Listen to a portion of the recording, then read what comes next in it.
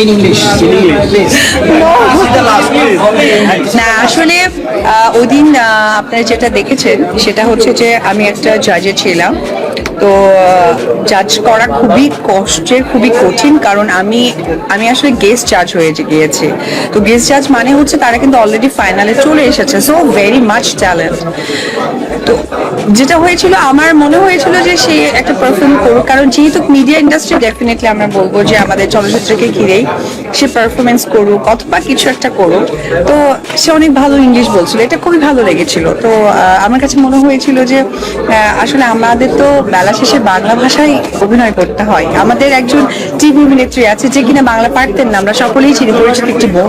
সে কিন্তু তার কাজের জায়গা থেকে বাংলাটাকে রপ্ত করে ফেলেছে, কারণ এটা ছাড়া ওয়ে নাই। কারণ আমি বাঙালি এবং আমি বাংলা চলচ্চিত্রের মানুষ, এটা আমি গর্বের সাথে বলি।